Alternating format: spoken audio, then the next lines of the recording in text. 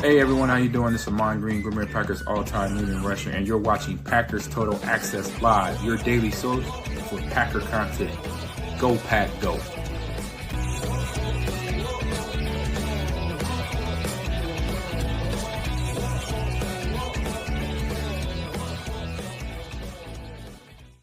What's up, guys? Welcome into Packers Total Access. My name is Clayton. You can check us out on packernet.com. Find me on Twitter at Packers_access. Joined alongside Tim in Green Bay, here to talk some Green Bay Packers. Talk a little training camp preview. I see we got a bunch of people in the chat already. Thank you all so much for making us a part of your holiday weekend. Hopefully you've had an awesome 4th of July so far. I know there's more fireworks that are going to be going off here. Tim, one thing about 4th of July down here in Tennessee, man, the volunteer state, this stuff carries over about 2 weeks. People are blowing stuff up for 2 weeks down here, man. How you doing, Bob? I was going to say, did it start a few days ago and it's going to go for another few weeks? We party like that up here in Green Bay, too. Shout out to my neighbors. Had the fireworks going until about 2 a.m. last night. It was awesome, and I'm sure if the rain holds out, we'll get another night tonight for sure. Yeah, no doubt, man. No doubt. See, like I said, everybody following in. We got Rob Westerman in the house. Good to see you, buddy. We got Mac in here. We got Mr. Larry Cano. Here's what we're going to do on the Mac giveaway, guys. We're going to run it through this week and then compile the names. We're going to give it away next Saturday, the autographed Dorsey Levens jersey, okay? So if you guys want to try to get in a last-second donation to that cause, just go to my Twitter account, at Packers_access. You'll see a tweet that's pinned at the top of the page. That link that's in that tweet, if you want to give to an awesome cause, which is my Autism Connection, building hope, community, and independence for autistic adults. For every $5 you donate, your name will be entered into the hat one time. We'll put everybody's name on there, spin that sucker, and we will give away an autographed Dorsey Levens jersey. Again, that is givebutter.com/KRPSJ5. And been awesome partnering up with Mac. So, Mary, if you're in the house, I think you're in the chat. Be prepared for that. You and I will compile those names next week. And at the end of the week on Saturday, we'll do that giveaway, either Saturday or Sunday, depending on when we do the live stream. So, Tim, without further ado, whatever the heck that means, man, let's get into tonight's topic, dude. And that's going to be the 10 biggest questions before Packers training camp starts, man. I thought there was some really, really cool stuff in here. We're just going to kind of dive into it and give you guys a little bit of a training camp preview by talking about some of the questions we may or may not have geared around the Packers training camp. That makes sense. So let's just dive right in. The Green Bay Packers face a massive shift. For years, the secondary had an identity in Jaire Alexander, but now he's gone.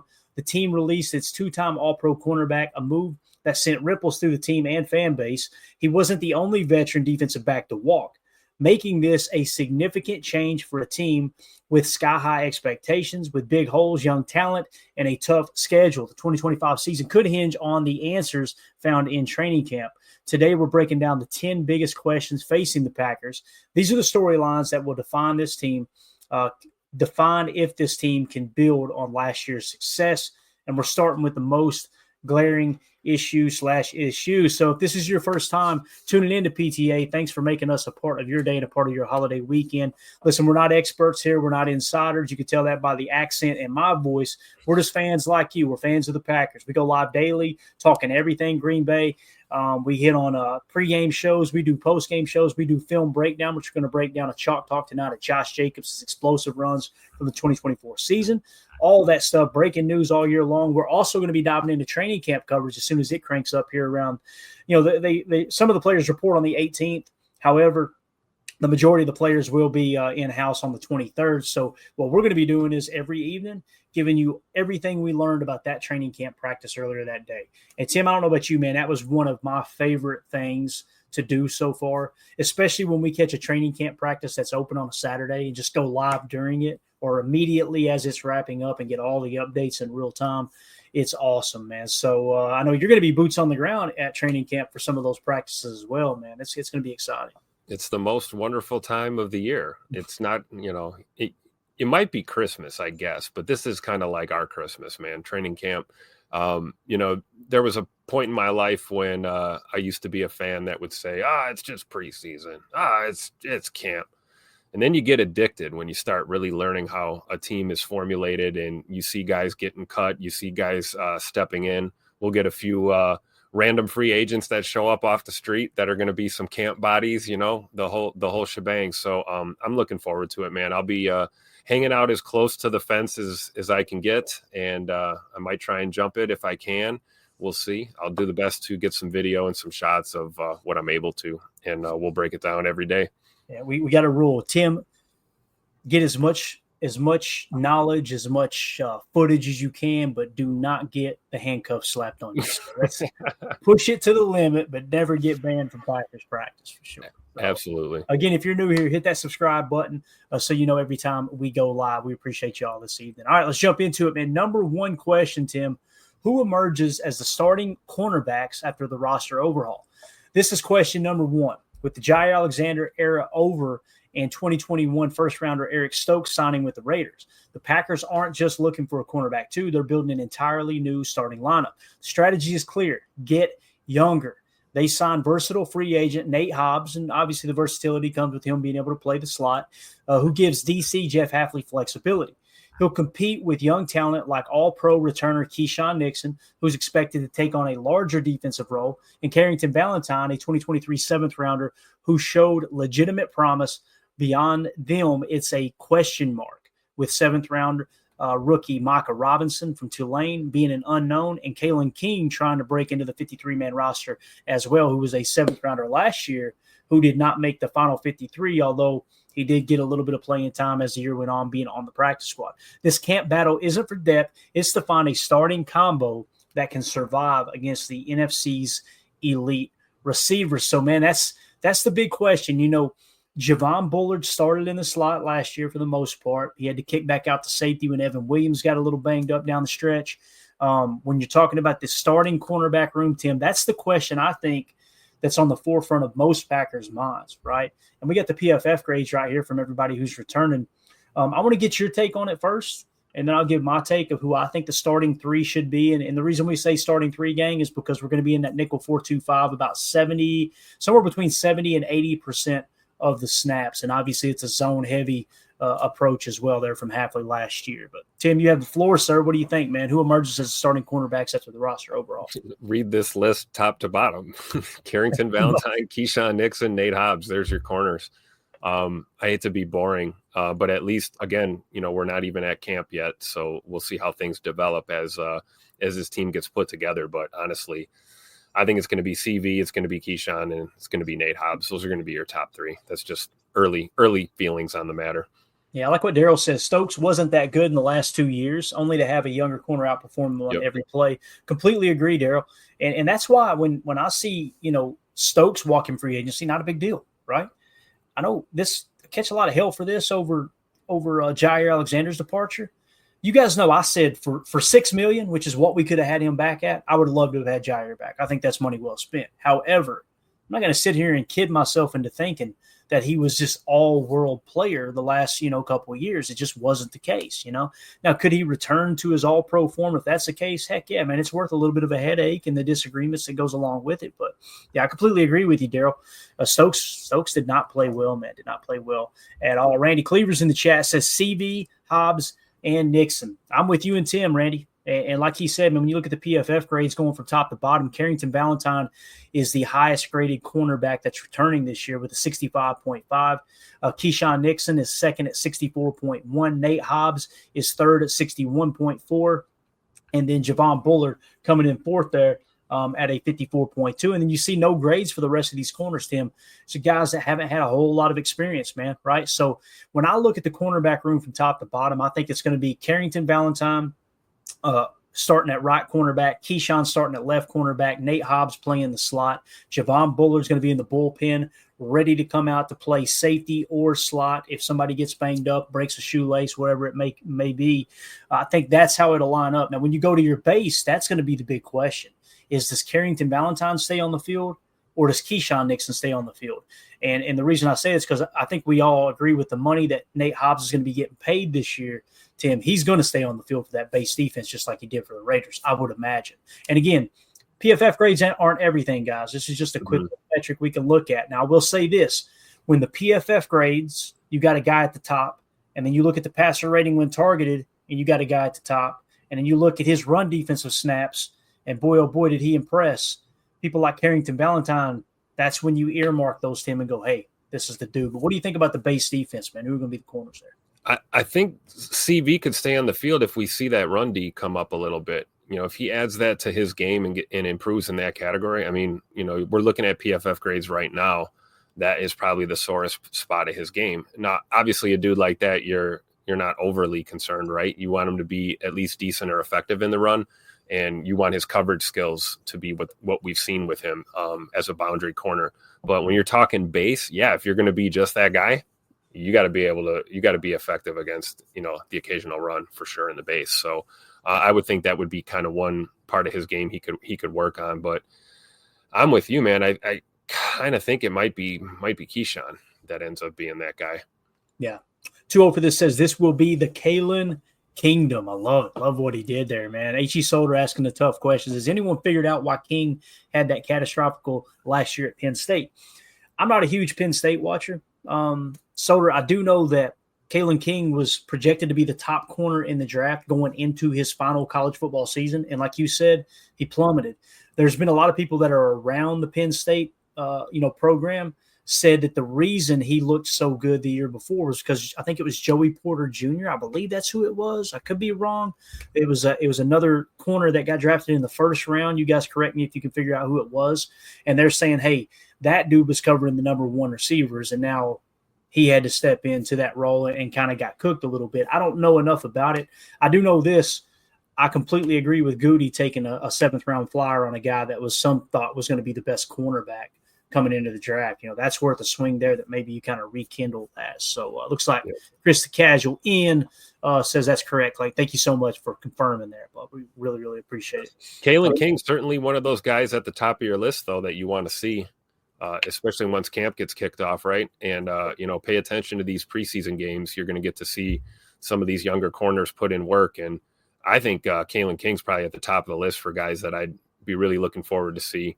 Kamal Hadden being number 2, and then obviously, our new guy, Micah Robinson. If one of those tier level guys can really step up and, make a run at a roster spot, at least make it hyper competitive there towards the end, it's going to really bode well for this secondary, I think, going forward. Yeah, definitely. All right, let's move on to question number 2. How quickly can the new look receiving core gel? All right. While the defense deals with departures, the offense is defined by new arrivals. The Packers needed a consistent speed element, especially with Christian Watson recovering from a torn ACL. To address this, they broke a 23-year streak by drafting wide receiver Matthew Golden in the first round. With the reported 4.29 40 time, Golden is expected to be the immediate deep threat Jordan Love has been missing. The team also added veteran speedster Mecole Hardman and versatile third-round pick Savion Williams from TCU. Williams is a creative chess piece for Coach Matt LaFleur's playbook. The offensive success hinges on how quickly these new pieces gel. Their development is paramount. And I think first and foremost, Matthew Golden, right? Yeah. How quickly can you get him up to speed? Now, if you're just going to put him in the Z and you keep Jayden Reed in the F, you don't have to worry about him having to learn all of the different choice routes that are embedded in Matt LaFleur's offense. So if that's the case, then to me, that seems like the quick answer. Romeo Doubs is one of your best wide receivers. I think we would all agree when he's healthy, right? And the concussions, they are an issue. But if you I just caught the ball.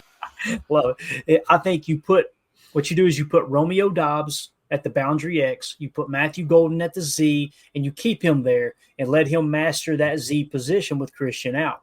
And then you'll have, like we said, Jayden Reed in the F. And if you're wondering, what do you mean, Clayton, by the F position having to learn those choice routes? So the F is the mover, right? He's the mover in this offense, meaning he's the guy who's doing 90% of the motion on plays. So when he's motioning, whether he goes from right to left or left to right, when he gets to that side of the field, there's going to be choice routes baked into Matt LaFleur's offense. And what we mean by choice routes is reading the defense. If the corner sinks to 12 yards, you turn it into a hitch. If the corner meets you at a 7-yard break, give him a double move and hit him with a post. Mm-hmm. And you and the quarterback have to be on the same page, reading what the defense is doing and react in real time. So if you've got someone playing the F, which is essentially the slot receiver in Matt LaFleur's offense that's moving a lot, doing a lot of the cheap motion, you've got to know those choice routes. With Matthew Golden being so young, Don't throw all that on him yet, Tim. Yeah.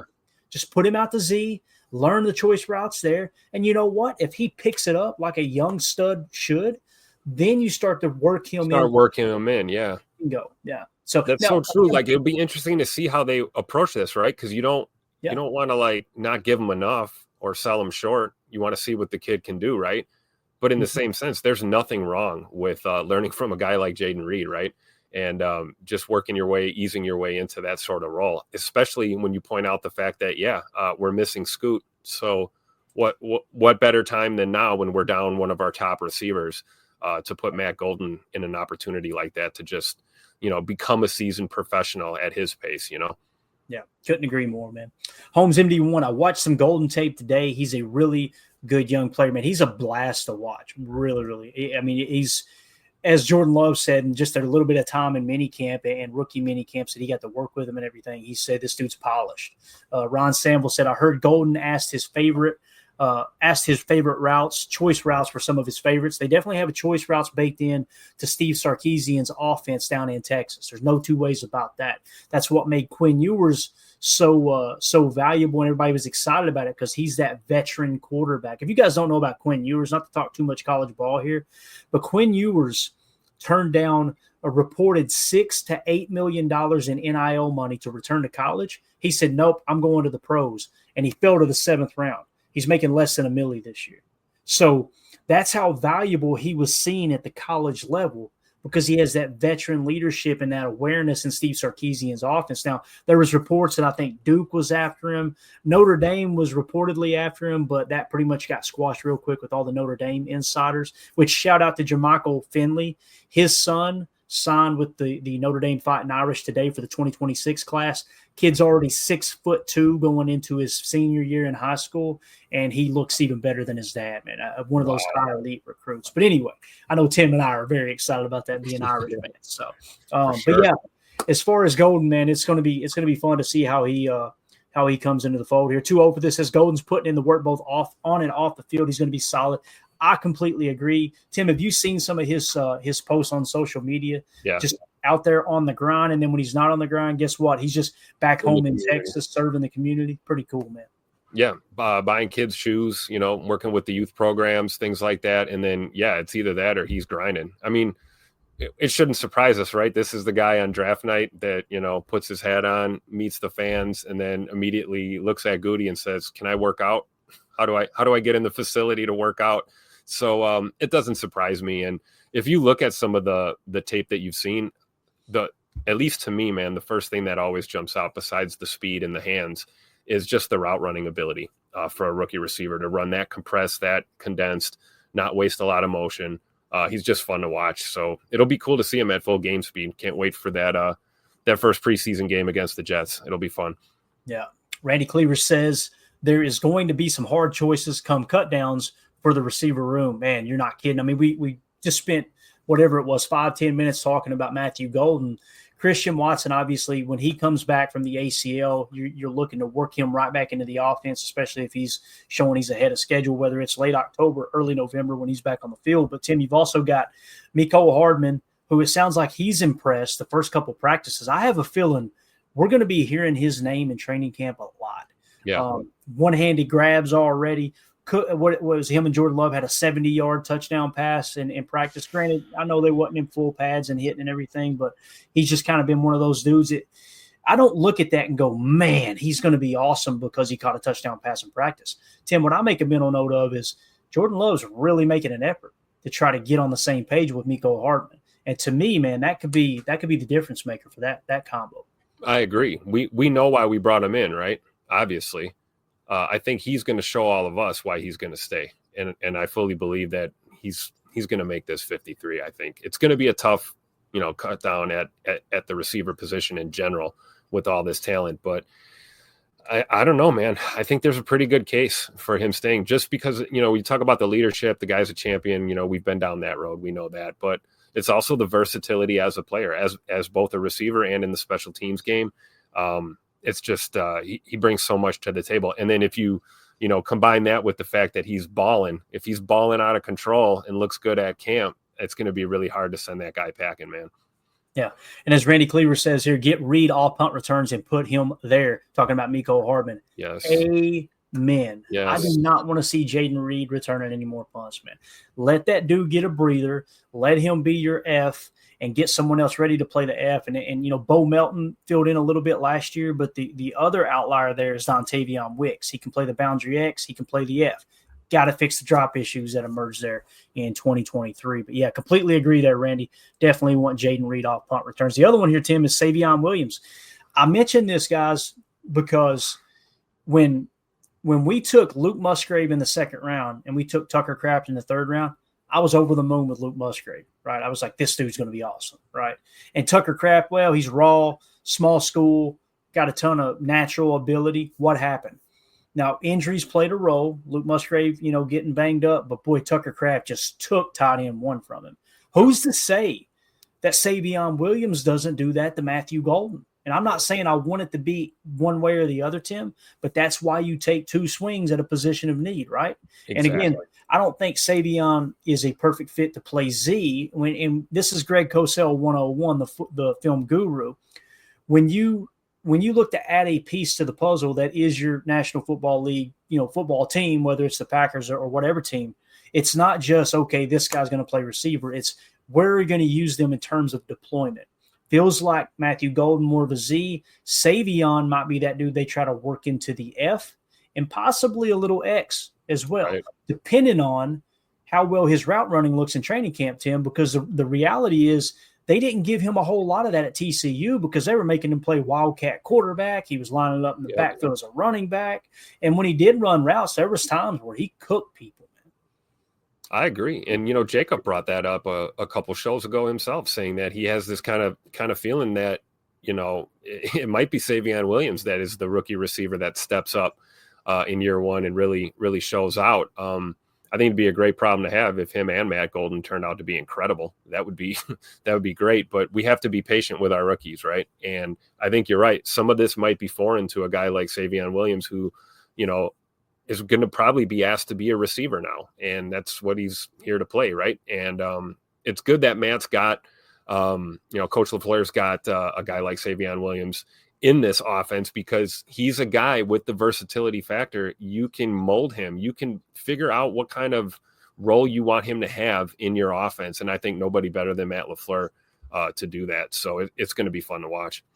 Definitely. Rob Westerman in the chat said, would love to see Savion get hot right off the bat. That'd be absolutely. And you know what's going to happen if that happens, Rob? The rest of that receiving core is going to raise their game a little bit, right? Rising tide raises all ships, that whole thing, right? Iron sharpens iron, all the cliches that we hear. It's absolutely huge, man. If the third rounder comes out and just who's to say he's not the stud in this class? It could be, man. It could be, for sure. So if you guys are not following Rob on YouTube, he's got an awesome channel here as well. Make sure you go check out GBP Daily. Look for that logo right there and just type in GBP Daily on YouTube. Rob, if you want to plug it here in the chat too, man, if you got the exact YouTube channel name, it may be that, it may not, but you guys make sure you're subbed to his channel. All right. We appreciate you swinging through, Rob, for sure. Let's move on to number 3. To actually while we're on number 2, let's just look real quick at the PFF grades. Miko Hardman last year, 72.8. Jaden Reed, 71.7. Christian Watson, 70. We get a Christian Watson chalk talk ready to go. We're going to hold it for tomorrow, I believe. Really, really cool breakdown of his tomorrow, some of his top plays from last year. Romeo Dobbs, 69.7. Dontavion Wicks, 65.1. Bo Melton, 63.2.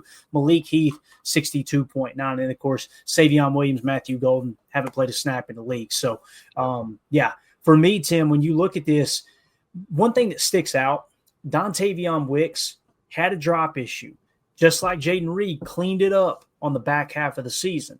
Still graded out as a 65.1. That is not bad. That's not a bad PFF grade. It's kind of average across the league, right? Yeah. And you say, okay, we want better than average. I got you. I understand. But Dontavion Wicks was a later round pick. You know, it's not like, you know, like Jaden Reed, second round pick, 71.7. Christian Watson, second round pick, 70. That's what you're looking for, right? The big overachiever here is Romeo Dobbs, 69.7. That's my dude right there. I know a lot of people think Rome is trade bait, and maybe he is. Who knows? But I still think he's one of the top receivers we have in this. Now, more crowded than ever receiving room that we have. And to your point about Tay Wicks, you're right. Like, even with the issues he had, he still graded out fairly well. And we as fans know what he's capable of. We know what we saw in his rookie year. We know that. So if he can kind of come back to form and like you said, fix that drop issue, I think we're going to be in real good shape here. Yeah, agreed. All right, number 3, who claims the number 2 running back spot? Josh Jacobs is the undisputed lead back, but a fierce competition is brewing for the critical running back 2 role. On one side is Marshawn Lloyd, a 2024 third-round pick with dynamic potential, looking to expand his role in his second year. On the other is Emmanuel Wilson, who proved reliable and productive in 2024. The front office must decide whether to lean into their draft investment in Lloyd or reward the on-field production of Wilson.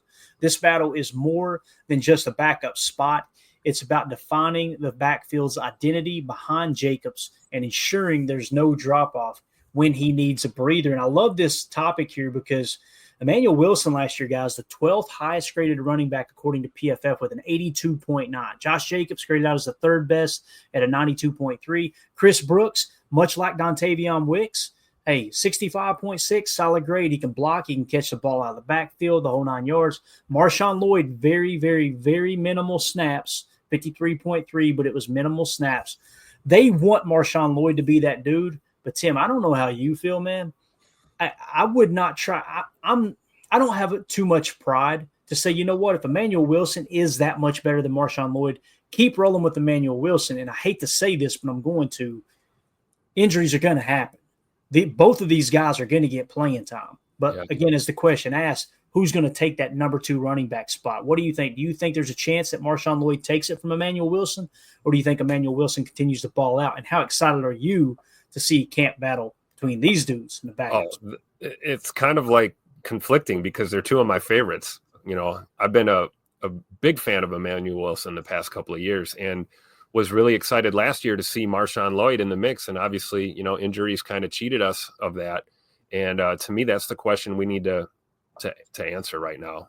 And I think the best way to do it is if Marshawn Lloyd shows up fully healthy and he goes out there and he wins that role, if he outplays Emmanuel Wilson and wins the number 2 back, then, hey, more power to him. Let's see what we can do. But anything about E. Wilson, man, he's not going to make it easy. He has been as solid as you can be for a number 2 back, I think.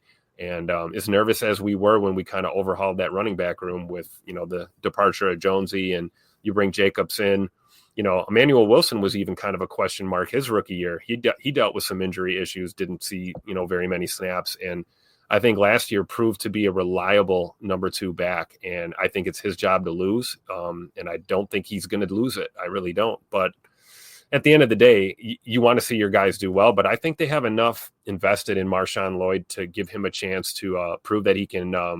I don't think he needs to prove he can be effective. I think he's a really talented back, man. One of the best in last year's draft class for sure. He needs to prove he can stay healthy. Can he play 10 to 14, 15, 16, 18 games for us? We'll have to see.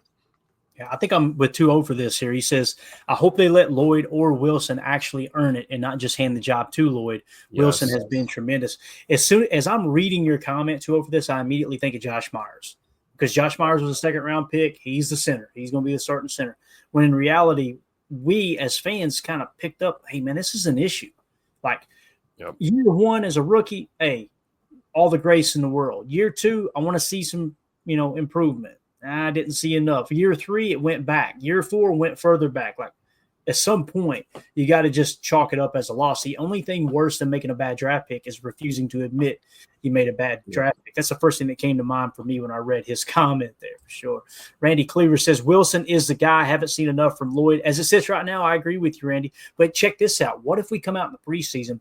Both of those guys are getting significant carries in the 3 preseason games. And what if Marshawn Lloyd just comes out and looks all shifty like a little mini Barry Sanders or something? I will flip on Emmanuel Wilson quick. Why? I want the best 11 players on the field, period. Won't mean a hill of beans if you can't block and pass pro, baby. Very true. Very true. And Emmanuel Wilson got better at that last year, dude. He really did throughout the year. Greg Rice says, Lloyd is very shifty, reminds me of Aaron Jones. I could see that comp. I could see that. Runs hard, too. Runs very hard like Aaron did. that's something that I don't want to say it was underappreciated, but we didn't talk about enough with Aaron Jones. Aaron Jones was shifty. He could bounce it out. He could take it from B gap left to C gap right. Yeah. But boy, oh boy, he was not afraid to lower that head and try to run through a tackler, man. Holmes MD1 Lloyd does have a lot of talent, but Wilson has won the job, in my opinion. Right now, I got to agree with you for sure. 2-0 for this. Emmanuel means God with us. Enough said. Hey, I like that. I like the way you're thinking there, brother. No, let's don't overthink it here, Tim. Let's just let's just go. Let's go with that. Hey, either way, right? Whether those are your three, right? If we're going to carry three backs, I mean, like we probably will at least, right? So whether it's Wilson's your third or Lloyd is your second or vice versa, we're doing well if we got three solid running backs for sure. Yeah, completely agree. All right, moving along. What does the tight end rotation look like? This has been mentioned in the chat all offseason. Like, are we going to play more 12? Well, how's that going to look with tight ends? A year ago, the Packers had two promising rookie tight ends. Now they have two legitimate offensive weapons. Tucker Kraft emerges a force after the catch, while Luke Musgrave has a high ceiling as a receiving threat. The question isn't who is better, but who the Packers will deploy or how the Packers will deploy them to maximize their talents. Will they feature more two tight end sets, creating defensive mismatches, or will Kraft's yards after catch ability demand a target share that impacts Musgrave? How Coach LaFleur utilizes the duo could reshape the offense, and finding that balance in camp is crucial to unlocking their full potential. You guys know how I feel about this. As we went through and did Chalk Talk, the top plays of 2024, every single play on that list, I want to say it was the top 10 plays that we came up with. This was immediately following the season. All 10 plays out of 11 personnel. So much like we were just talking about, play the better running back, right? Forget the draft status, just put the best 11 on the field. The same way with what personnel is working for you. Just because Musgrave's a second-round pick, I don't want them to think, oh, man, we got to get him on the field. And then you take your most explosive deployment of your offense, which is 11 personnel, one running back, one tight end, three wide receiver sets. You take that off the field just to try to force a square peg into a round hole and get Musgrave on the field. I'm not opposed to 12 personnel, but just put the best 11 on the freaking field, man. Don't feel like you got to force that just because he was a second-round pick. I don't know how you feel about that, Tim, but with the PFF grades, Tucker Kraft, 67.8, had a great year, in my opinion. A huge step forward, going to continue to get better. A lot left on the field as well. John Fitzpatrick, 55.1. Ben Sims, 54.4. And Luke Musgrave banged up all year, 47.1. That may surprise people that his grade's that low, but yeah. I mean, it's what I seen on tape too, Tim. And again, I was the biggest Musgrave fan. I had him very high on our board. When we did that draft coverage, me and Ryan that year, Luke, I said live on our stream, you can go back and watch it. I said, I think this is Luke Musgrave here. Bang, they got him. The thing I didn't have, Tim, was the very next round when they took Tucker Kraft. Didn't see that one come. Yeah, no kidding. And aren't you glad we did it that way? I mean, think about it. You give yourself a chance for succeed or a higher chance for success because if both of these guys hit right away, it's great. If they develop at their own rates and they both turn out to be awesome, great. You could have two studs here when it's all said and done. You talk about Musgrave. I think I said this once before. This has to be the year for him. It has to be. This is going to kind of determine what direction his career is going to go in this league and the future he has with this team. So I am absolutely 100% rooting for a breakout season from Luke Musgrave, because then we have a two-headed monster in the tight end room. And then you got guys like Ben Sims, coming up behind them. And, even John Fitzpatrick, if he's on the practice squad or something, you feel really good about this tight end room, pending a breakout year from Luke Musgrave. If he doesn't take that step, I don't know. That might be a whole nother episode we could dedicate to that one. Yeah. Let's go to the chat here as Chuck Jagger says, AFAM's mom is tight end 3. There you go. There's the lovely lady. She can block. I bet she can block. Greg Rice, I will be shocked if we run 11 and Musgrave is out there. I could not agree more, Greg. Taking Tucker Kraft off the field, that should warrant criminal charges on the coaching staff. I'm just telling you. Tucker Kraft, he's going to quickly become the heart and soul of this team. Oh, yeah. I'm not saying he's going to perform as well as George Kittle, who's a slam dunk first ballot Hall of Famer. I'm just saying how George Kittle, he plays up here, but also the way that the team respects him and how his energy level brings everybody up here as well. Tucker Kraft's got that part down. It's just the performance is a little bit lower than George Kittle. I have no reason to believe he can't get up to that level, though, man. I agree, and I think this may be the season that finally gets him out from under that curtain a little bit. He's kind of been overlooked these last couple of years when it comes to your top tight end lists and in the NFL. And I think the Kittle comparison is good in the sense of, he's a team guy, he's a teammate, good teammate guy, but he also gets along with the staff. He's super coachable, interesting personality, a leader, right? Well, you see all of that with Tucker Kraft in his own way, right? Great teammate, great leader, interesting personality, right? Gets along with the staff. And I think you're right, Clay. I think the physical part of the game, his skill set is just going to continue to get better as he grows as a pro. So another guy we could be talking about a breakout year this year as well. Yeah, Randy Cleaver says Kraft is the man. Musgrave has to prove it, much like the whole Marshawn Lloyd, Emmanuel Wilson saga there. Ron Sample says Kraft gets hosed by PFF. Again, man, I use PFF. I think it's a great tool. But the thing that bothers me about PFF is explain to me why you gave that grade. They just throw a number out there. And what I love about NFL Pro is I can go in there and look at every single target, every single route ran, every single blocking rep. It's got it all earmarked there. And their stats are backed up with, hey, here's the tape. It does bother me there because I'm telling you, with the numbers that Tucker Kraft put up, how in the heck they've got him a 67.8 is mind-boggling, although that is above average, right? That's like you're cracking into, well, what was he, the 23rd best tight end in the league? That's solid, Tim, for a third-round pick. Hey, this dude is a legit starting number one tight end. However, I feel like based off what I've seen with the tape and what the numbers suggest on NFL Pro and advanced metrics, Tucker Kraft should be closer to 12, maybe even 10, somewhere in that range. Absolutely. And to think that I don't even think we've seen his best football yet. And you think of the plethora of tape we've watched and some of the memorable plays and just, some of the plays we might have forgot about that, he did some excellent work on. It's time, man. It's crazy to think that as much as we've seen, we haven't really seen his best yet. And I think 2025 is going to be that year for sure. Greg Rice in the chat says, boy, coming in hot here. 23 likes, 70 watching. If you guys would, we hate to ask this, but from time to time, I need to get better at it. Smash that like button for us if you like this kind of content. We go live daily. We'll give you all the coverage throughout training camp, into the season, pregame show, postgame show, all that stuff. Hit like, hit subscribe, hit that bell notification. That way you get notified every time we do go live. Because there's sometimes, Tim, especially in the winter months, once we get past October, me and you, we just wake up at 9:30 in the morning, grab a cup of coffee, and talk some ball, right? So got to have that notification on. But appreciate that, Greg. Thank you, buddy, for the reminder there. I'll make sure I hit like too.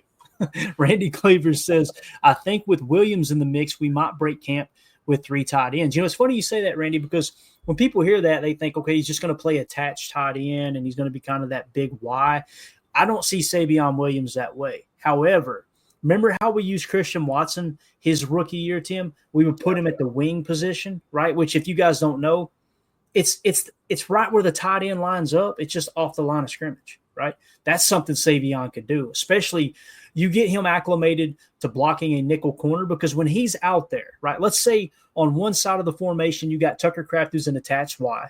And then on the other side, you've got Savion Williams playing wing. Well, he's going to count as a wide receiver. So when that defensive coach, when they're eyeballing the players going off on and off the field, they're going to go 11, or Tiger, whatever their code word is. And what that's going to tell them is 3 wide receiver set. So they're going to match it with 3 cornerbacks, 2 safeties, 2 backers, and 4 defensive linemen, outside linebackers, whatever you want to call them in a 34. But when they do that, and now you got Savion out there on the field, they've got a cornerback on Savion. How tall is he? 6'4"? Is that what we said? 6'3", 6'4"? Think so. Like that? Yeah. And he's like 225 pounds. So now you've got this small corner there. Well, guess what? If he sifts over to peel that corner's cap in a run game, might as well be a tight end. I think that's what Randy's saying here too. So it's going to be fun to see how they utilize Savion for sure, man. I can't wait for that. But there you go. Thank you, Holmes. 6'4", 222. He's thick, Tim. No doubt about it, man. Yeah. No doubt about it. Might be a backup tight end for us if we need him to, right? In a pinch, why not? And here's the thing. Quarterback coming out of high school, Don't be surprised they run a little in. Imagine hitting him with a couple end arounds, then all of a sudden you turn it into a reverse pass. He sets up and throws the ball down the field. There's just a lot of things you can do with that. Or we run the little direct snap to Tucker Kraft like we've done, but instead you run that to Savion and he stops and throws it instead of diving through the pile. Love it. Well, yeah, Tucker Kraft. Gotta love it, dude. All right. Number 5 on the list. Can Jordan Morgan unseat Rasheed Walker at left tackle or start at right guard? You guys know last year Jordan Morgan and Sean Ryan were splitting reps at right guard. Now, Jordan Morgan hurt his shoulder in training camp. It nagged him all year. It finally put him out for the year once it caught up with him. I will say this about Jordan Morgan. He showed grit. He tried to make it work. He tried to get out there and play. He changed positions. Guys, he played left tackle in high school and college. Never played any other offensive line position. He comes to the Packers. They throw him at right guard, and he was on pace to take that from Sean Ryan, okay? But there's rumors coming out of camp here, Tim, that he's going to compete with Rasheed Walker for left tackle. On the surface, I don't like it. I'd rather have Jordan Morgan playing right guard. However, you never know how that's going to play out. A critical camp battle is brewing at left tackle. The Packers' 2024 first-round pick, Jordan Morgan's challenging incumbent, Rasheed Walker, who is entering a contract year. It's a classic battle, a high-profile pick versus an established starter fighting for his future. This competition tests Green Bay's philosophy of developing offensive linemen. Stabilizing Jordan Love's blind side is critical for the entire offense. So whether Morgan proves ready or Walker holds him off will have massive ripple effect. So the question becomes, if you do put Jordan Morgan at left tackle, that means Rasheed Walker becomes the backup swing tackle, I would imagine. If Jordan Morgan wins the right guard job, then obviously Rasheed Walker is going to stay at left tackle, and now Sean Ryan becomes the swing guard, and probably Anthony Belton is your swing tackle. I don't care if Jordan Morgan beats him out for left tackle, Tim, or if he starts at right guard. I just want him to be starting in one of those spots just to know, okay, what I've seen on tape, I think Jordan Morgan's going to be a hell of a player. That's me personally. Problem is he's been banged up, and it's hard to bench press 300-pound lineman off of you when you got a torn up shoulder the way it was last year. So I don't care where he plays, whether it's left tackle or right guard. I can see the positive for both, because if he does beat Rasheed Walker out for left tackle, you got Jordan Morgan under contract for 3 years, 2 after this year. Yeah. And you just let Rasheed Walker walk into free agency and you pick up a big comp pick because somebody's going to pay him probably over $15 million per. Yeah, but that's a big if, right? We got to see that first. Let's see it. Let's see Jordan Morgan go out there and win that role. Because I'm with you. I want him on the line. I'd prefer him at right guard, with Sheed staying there. Just like we're saying here in the article, it's stabilizing this position is critical for the entire offense, really for the future of the team. So if we make another change again, that'll be what, Jordan's third left tackle in how many seasons as a starter? I mean, you want to build some consistency there. Aaron had Big Dave for a great amount of time, blocking his blind side. And you can't understate that type of relationship between a right-handed quarterback and your starting left tackle. So if it is going to be Jordan Morgan, then you're right. The sooner the better. Let's get that, beat him out at camp, win the role. And you're right. We move on from Rasheed Walker, no harm, no foul. But ultimately, even if Rasheed remains the left tackle and we do give him the bag and he is here for a while, that could bode well for us too, because now we've solidified that side of our offensive line. And then you're right, Jordan Morgan can compete at right guard or a swing guard position. Yeah. H.E. Soder says more interested in seeing what they do with Anthony Belton. Soder, I hope I'm wrong here, but to me it feels like Belton is going to be kind of a red shirt player. And we just been through mini camp. That's all we've seen. He may come out training camp and kick everybody's ass, Tim. That might happen. He might soar straight to the top. Heck, he might win left tackle. Who knows, right? But the rumors coming out from like Brian Balaga and Mark Tauser and those guys was they wanted to try to get Jordan Morgan competing with Rasheed Walker at left tackle, and they wanted Anthony Belton to compete for right guard. Now, that could be the case as well, but I think that's a great point by Soder. It just kind of feels like if Sheed beats out Jordan Morgan at left tackle and Jordan Morgan settles in at right guard, hopefully we don't use Anthony Belton this year, right? Now, here's another thing, and this is kind of a hot take because you guys know by now I don't like talking trades on here. You want to know how you get YouTube numbers up? put in a trade rumor video, these trade rumors, and you hit that, oh my God, it gets clicks out.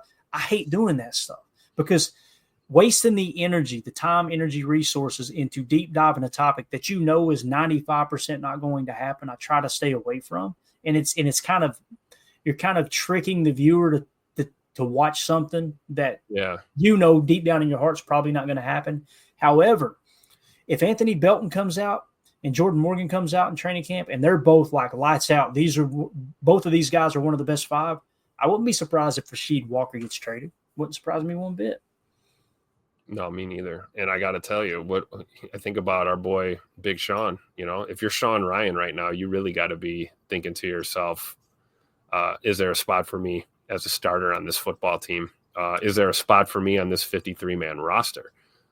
Depending on how some of these younger guys shake up here on this O-line, plus the addition of Aaron Banks. You know, we've pretty much got left guard locked in here, right? Once we sort things out with Big E and, you know, we have our center situated. I'd be nervous if I'm Sean Ryan right now, honestly.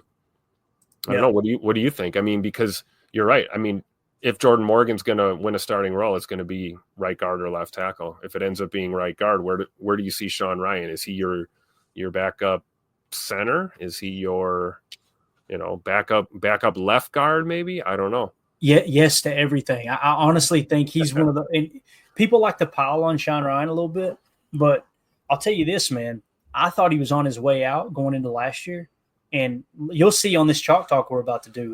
There's several times you see him get to the next level. You're like, holy cow, Sean Ryan had a pretty good year. So when it comes to Sean Ryan, I think the value is he can play center. He can play center in the pinch, right? Yeah. And he can play both guard spots. I would love to see him be the swing guard. Like I said, him the swing guard, Jordan Morgan starting at right guard, and then have Anthony Belton be the swing tackle and keep Rasheed. Because if you trade Rasheed and you get a 5th-round pick, I could give less than a – trying to think of something that isn't a bad word.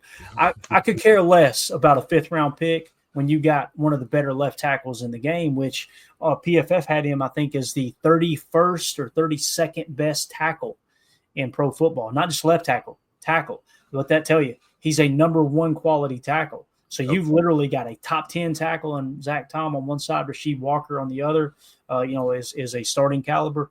It's hard for me to cut ties with all that. So I agree. Anyway. All right, that's going to do it for that. What we're going to do, guys, there's 10 on that list. So tomorrow we'll hit 6 through 10. Okay, we did the top 5 tonight. Now let's jump into some Chalk Talk here.